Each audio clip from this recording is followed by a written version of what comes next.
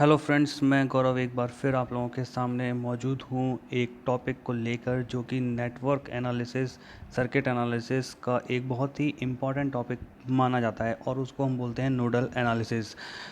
Guys, जितना मेरा experience रहा है पिछले 10 सालों से मैं ये सब्जेक्ट पढ़ा रहा हूँ, वहाँ तक मैं ये समझ सकता हूँ कि नोडल एनालिसिस एक ऐसा टूल है जो कि ज़्यादातर नेटवर्क के अंदर अप्लाई किया जा सकता है और इसकी हेल्प से हम किसी पर्टिकुलर नोड का वोल्टेज कैलकुलेट कर सकते हैं। तो बेसिकली नोडल एनालिसिस हम यूज़ करते हैं किसी भी नोड पर वोल्टेज कैलकुलेट करने के लिए। तो फ्रेंड्स, मैं आपको बताऊंगा सबसे पहले कि नोडल एनालिसिस हम कहाँ पे यूज़ कर सकते हैं और इसको अप्लाई करने का क्या तरीका होता है। तो सबसे पहले पॉइंट नंबर 1 देखिए आप। हम इस नोडल एनालिसिस का यूज़ करके किसी भी पॉइंट पर, जिसको हम जंक्शन बोलते हैं, वहाँ पर हम वोल्टेज की कैलकुलेशन कर सकते हैं।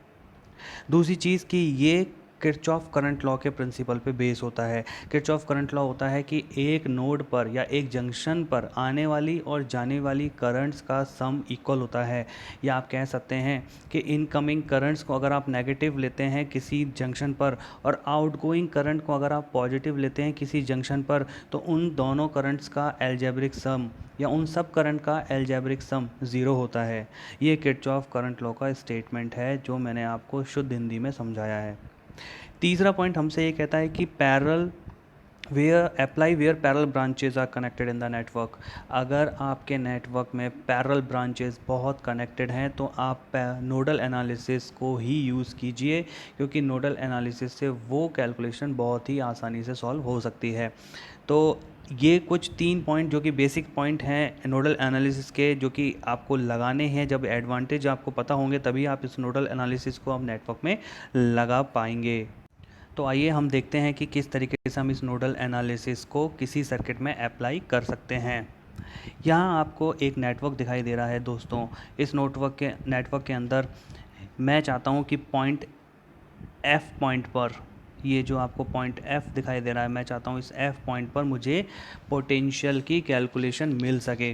तो मैं इस एफ पॉइंट पर नोडल एनालिसिस लगाना चाहता हूँ। तो इस एफ पॉइंट पर जब मैं नोडल एनालिसिस लगाऊंगा तो किस तरीके से वो नोडल एनालिसिस मैं लगा सकता हूँ, आइए देखिए इसका मेथड। तो चलिए दोस्तों, हम देखते हैं कि किस तरीके से हम नोडल एनालिसिस को के मेथड से हम किसी जंक्शन पर पोटेंशियल कैसे कैलकुलेट करते हैं। सबसे पहली स्टेप जो आपको करनी है वो ये है कि आप सबसे पहले कोई एक जंक्शन जिस पर आपको नोडल एनालिसिस लगानी है वोल्टेज कैलकुलेट करने के लिए उस पर्टिकुलर जंक्शन पर, उस पर्टिकुलर नोड पर, तो आप उस जंक्शन को सेलेक्ट कीजिए। इस फिगर के अंदर आपको ये मानिए कि इस फिगर के अंदर जो पॉइंट एफ आपको दिखाई दे रहा है, जो नोड एफ आपको दिखाई दे रही है, मान लीजिए हमने वो सेलेक्ट किया कि ये वो पॉइंट होगा जिस पर हमें पोटेंशियल कैलकुलेट करना है। यानी मैं मान लेता हूँ कि इस पॉइंट पर मुझे पोटेंशियल को कैलकुलेट करना है। वो पॉइंट है कैपिटल एफ, जो कि आपको फिगर में दिखाई दे रहा है। आगे देखिए, दूसरा पॉइंट जो इसमें ये है वो ये है कि आप सबसे पहले जो आपने जंक्शन या नोड जो आपने सेलेक्ट करी है, वहाँ पर आप एक ऐसा पोटेंशियल मानेंगे जो कि सर्किट में लगे हुए जितने भी सोर्स हैं उन सबसे ज़्यादा वैल्यू उसकी होगी।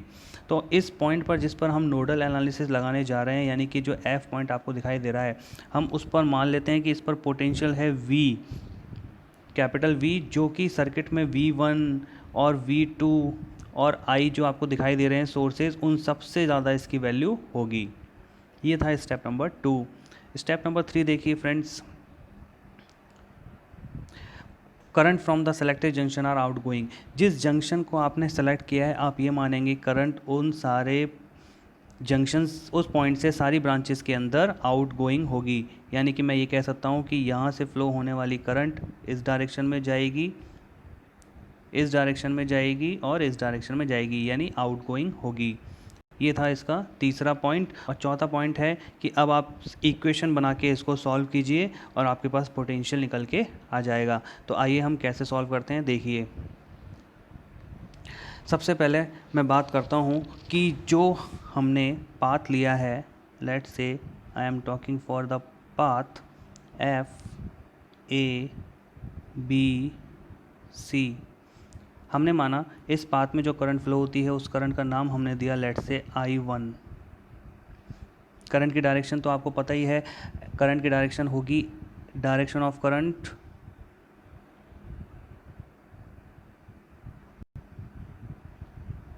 फिर भी मेंशन कर देता हूँ, डायरेक्शन ऑफ करंट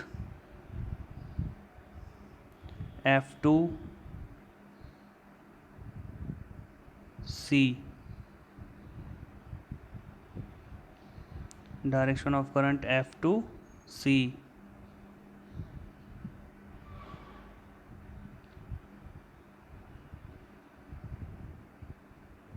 और उस करंट को हमने माना है I1। तो उस I1 की वैल्यू क्या होगी? तो I1 की वैल्यू अगर हम देखें तो हम ये जानते हैं कि इस ब्रांच में जाने वाली करंट के अंदर इस करंट की वैल्यू जो होगी I1 की, this is I am talking about for this is I1। तो इस ब्रांच में जो करंट जाएगी उस करंट को फाइंड आउट करने के लिए हम क्या इक्वेशन लिख सकते हैं? करंट होता है वोल्टेज अपॉन रेजिस्टेंस। तो इस पूरे ब्रांच का जो टोटल वोल्टेज होगा वो हम निकालेंगे। हम ये मानते हैं कि जो सी पॉइंट है वो ग्राउंड है, इसका मतलब बी पॉइंट पर भी वोल्टेज ज़ीरो होगा और यहाँ पर जो डी पॉइंट है उस पर भी वोल्टेज ज़ीरो ही होगा। ओके, V1 सोर्स आपको दिखाई दे रहा है फ्रेंड्स। ये V1 सोर्स किस डायरेक्शन में करंट फ्लो करने का इच्छुक है? ये ऊपर की तरफ करंट फ्लो करने के लिए बाध्य है, क्योंकि पॉजिटिव साइन ऊपर की तरफ है। लेकिन हम क्या मान रहे हैं I1 को कि वो जा रही है नीचे की तरफ। इसका मतलब हम इस सोर्स को जो कि V1 है उसको हम माइनस कर देंगे। किस में से? V में से। क्यों करेंगे? क्योंकि V1 सोर्स ऊपर की तरफ करंट भेज रहा है और हम करंट को नीचे की तरफ एज्यूम कर रहे हैं। तो जब हम I1 की वैल्यू निकालेंगे तो I1 की वैल्यू क्या लिखेंगे इक्वेशन में? V minus V1। वोल्टेज में से वोल्टेज ही माइनस होगा। दूसरा, आप बी पॉइंट का वोल्टेज देखिए, बी पॉइंट पर वोल्टेज है 0 वोल्ट, तो आप इसको भी माइनस करें, क्योंकि कभी कभी गलती से यहाँ का वोल्टेज हम माइनस नहीं करते और वो 0 नहीं होता। अगर 0 है तो आप नहीं करेंगे माइनस तो भी चलेगा, लेकिन अगर यहाँ का वोल्टेज को छुआ बी पॉइंट का तो आप उसको माइनस नहीं करते तो आपका आंसर गलत हो जाता है। तो नोड वोल्टेज कैलकुलेट करने के लिए, करंट निकालने के लिए I1 को, तो आप जिस नोड पर नोडल एनालिसिस लगा रहे हो वहाँ का वोल्टेज माइनस जो सोर्स आपको अपोज कर रहा है, यानी अपोजिट डायरेक्शन में करंट फ्लो कर रहा है, उसको भी आप माइनस करेंगे। और जब आप अगली नोड तक पहुँचेंगे तो वहाँ पे जो भी पोटेंशियल होगा उसको भी माइनस करेंगे। जब सारा पोटेंशियल आपस में माइनस प्लस हो जाए उसके बाद डिवाइड में इस पूरी ब्रांच में जितना रेजिस्टेंस है उसका डिवाइड कर दीजिए। इस पूरी ब्रांच के अंदर, ब्रांच FABC, इस पूरी ब्रांच के अंदर जो रेजिस्टेंस है वो है R1, तो आप R1 को डिवाइड कर दीजिए तो ये I1 की वैल्यू आ जाएगी। इसी तरीके से हम I2 की वैल्यू निकालते हैं। I2 की वैल्यू के लिए आप देखिए, हम मानते हैं कि ये जो करंट है ये है I2, this current is I2।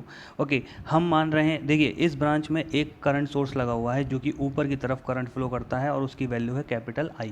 Okay, और हम I2 करंट लेके आए हैं, हम कहते हैं ये करंट आ रही है ऊपर से नीचे की तरफ। ओके, तो हमको अपनी बात रखनी है, इसका मतलब I की डायरेक्शन और I2 की डायरेक्शन अपोजिट है, लेकिन इस ब्रांच में जो करंट फ्लो होगी वो I ही होगी, लेकिन I2 की टर्म्स में वो नेगेटिव होगी, क्योंकि इसमें करंट सोर्स लगाए तो कोई और करंट तो फ्लो हो नहीं सकती, जो करंट सोर्स लगाए वही करंट फ्लो होगी। तो इस ब्रांच में जो करंट ऊपर की तरफ आ रही है वो I होगी, तो जो नीचे की तरफ आएगी वो क्या होगी? Minus I। तो I2 की वैल्यू क्या हो गई? Minus I। ओके, ये हम कहाँ से कहाँ जा रहे थे? F से C की तरफ जा रहे थे, F2C, आप इसको लिख सकते हैं F2C। ओके, तीसरी करंट जो आप देख रहे हैं दिस इज़ I3। अगर मैं इस I3 करंट की बात करूं तो ये I3 करंट और एक वोल्टेज सोर्स भी आपको दिखाई दे रहा है। ये वोल्टेज सोर्स इस डायरेक्शन में करंट भेजने की कोशिश करेगा और हम जा रहे हैं इस डायरेक्शन में। हमारी और उसकी लड़ाई है, और अगर हमारी उसकी लड़ाई है तो हम उसको माइनस करेंगे। तो ये बिल्कुल पहले वाले केस की तरह हो गया। तो अगर आप I3 करंट निकालते हैं तो वो होगा V माइनस वोल्टेज सोर्स की वैल्यू है V2 डिवाइडेड बाय रेजिस्टेंस की वैल्यू कितनी है? R3 divide by R3। इसको कह दीजिए आप इक्वेशन नंबर 3, इससे ऊपर वाले को आप कह दीजिए इक्वेशन नंबर 2, और इससे ऊपर वाले को आप कह दीजिए इक्वेशन नंबर 1। तो ये तीनों इक्वेशन आ गई, तीनों ब्रांच की करंट हमने निकाल ली। अब KCL क्या कहता है? KCL बोलता है कि एक पॉइंट से सारी जाने वाली करंट का सम या आने वाली करंट का सम बराबर होता है। F पॉइंट से सारी करंट आउटगोइंग है, सारी करंट अगर आउट गोइंग है तो एफ पॉइंट पर सारी करंट आउट गोइंग होने की वजह से सबके साथ में सेम साइन होगा, या तो पॉजिटिव या नेगेटिव। तो नेगेटिव लोगे तो भी पॉजिटिव हो जाएगा और पॉजिटिव लोगे तो भी नेगेटिव हो जाएगा। यानी मैं लिख सकता हूँ कि I1 plus I2 plus I3 is equals to 0। Okay, और अब मैं I1 की वैल्यू रख देता हूँ। I1 की वैल्यू देखिए V minus V1 upon R1, सो V minus V1 upon R1 plus I2 की वैल्यू देखिए माइनस I, जब माइनस I आप यहाँ पे लिख सकते हैं माइनस I। ओके, उसके बाद I3 की वैल्यू देखिए, I3 की वैल्यू है V minus V2 upon R3, तो आप लिख सकते हैं V minus V2 upon R3 और इक्वल्स टू में 0। तो दोस्तों ये मैंने इक्वेशन बनाई है और इस इक्वेशन को हम जिस नाम से जानते हैं वो है nodal equation. This is basically known as nodal equation. ये एक नोडल इक्वेशन है। ओके, और नोडल एनालिसिस मैंने आपको बताया कि किस तरीके से नोडल एनालिसिस की हेल्प से आप नोडल इक्वेशन बना सकते हैं। तो आज के लेक्चर में मैंने आपको जो समझाया है वो है कि क्या होती है नोडल एनालिसिस, क्या इसका प्रोसीजर होता है और किस तरीके के प्रोसीजर का यूज़ करके हम नोडल एनालिसिस किसी भी जंक्शन पर लगा सकते हैं। तो फ्रेंड्स, इस इक्वेशन का यूज़ करके हम वोल्टेज V की कैलकुलेशन कर लेंगे अगर हमें V1, R1, R3, V2 और I जो कि क्वेश्चंस में जो क्वेश्चन जो हमको दिया है न्यूमेरिकल दिया है उसके अंदर पैरामीटर्स की वैल्यू है, अगर ये वैल्यू हमें मिल जाती है तो इस इक्वेशन का यूज़ करके हम V वोल्टेज जो कि F जंक्शन पर हमने माना है, देखिए ऊपर फिगर में, तो वो माना है वो हम कैलकुलेट कर सकते हैं। तो नोडल एनालिसिस बहुत ही सिंपलेस्ट मेथड है। बस एक बात का ध्यान रखना है आपको कि नोडल एनालिसिस की एक छोटी सी रिस्ट्रिक्शन है जहां हम इसको अप्लाई नहीं कर सकते। तो आइए हम देखते हैं कि हम इसको कहां अप्लाई नहीं कर सकते। तो देखिए फ्रेंड, हम एक छोटे से न्यूमेरिकल के साथ आए हैं और इस छोटे से न्यूमेरिकल से हम ये समझेंगे कि नोडल एनालिसिस हमें कहाँ नहीं लगानी है। देखिए, आपको एक फिगर दिखाई दे रहा है और मैं चाहता हूँ कि इस F पॉइंट पर मैं नोड वोल्टेज या इस F पॉइंट पर कितना वोल्टेज होगा उसको नोडल एनालिसिस से मैं कैलकुलेट करूँ। तो मान लीजिए मैंने यहाँ का वोल्टेज मान लिया V और इस V वोल्टेज की कैलकुलेशन मुझे नोडल एनालिसिस से करनी है। तो अकॉर्डिंग टू द रूल आप सारी करंट को आउटगोइंग मानेंगे, जैसे कि आप मान सकते हैं। ओके, अगर आप कैलकुलेट करना चाहते हैं करंट की वैल्यू I1 को, जो कि है ये वाली करंट, इस करंट को हम मान लेते हैं I2 और इस करंट को हम मान लेते हैं लेट्स से I3। तो अगर आप I1 की वैल्यू कैलकुलेट करना चाहते हो तो गाइस आप I1 की कैलकुलेशन नहीं कर सकते, क्योंकि आप जिस पाथ से मूव करके जाओगे वो पाथ होगा, I1 की कैलकुलेशन में जो पाथ यूज़ हो रहा है वो है FABC और इस पाथ के थ्रू आपको करंट कैलकुलेट आप नहीं कर पाएंगे क्योंकि इसमें कोई रेजिस्टेंस प्रोवाइड नहीं है। इसलिए आप I1 की कैलकुलेशन नोडल एनालिसिस से नहीं कर सकते। तो नोडल एनालिसिस वहाँ अप्लाई नहीं होती जहाँ सिर्फ और सिर्फ वोल्टेज सोर्स लगे हों। सो नोडल एनालिसिस यहाँ अप्लाई नहीं हो सकती, इस बात को आप समझ चुके हैं। तो फ्रेंड्स, इस क्वेश्चन के अंदर जैसा कि आपको दिखाई दे रहा है हम I1 की वैल्यू कैलकुलेट नहीं कर सकते नोडल एनालिसिस से, क्योंकि इस पाथ में कोई रेजिस्टेंस या कोई करंट फ्लो पहले से नहीं हो रही है, केवल एक वोल्टेज सोर्स लगा हुआ है। वो कितनी करंट देगा उसको निकालने के लिए इस ब्रांच के अंदर रेजिस्टेंस का होना बहुत ज़रूरी था, जो कि कनेक्ट नहीं है। इसलिए हम इसको लिख सकते हैं कि ये रिस्ट्रिक्शन है नोडल एनालिसिस की। तो प्लीज़ आप ध्यान रखिएगा, जहाँ पर आपको केवल और केवल वोल्टेज सोर्स कनेक्ट मिले, उसके साथ में सीरीज़ में कोई रेजिस्टेंस ना हो, वहाँ आप नोडल एनालिसिस का यूज़ ना करें। तो with the help of nodal analysis we can not find the value of current where only voltage source is connected. ये केवल एक ही रिस्ट्रिक्शन है नोडल एनालिसिस के रास्ते में जो हम अप्लाई नहीं कर सकते।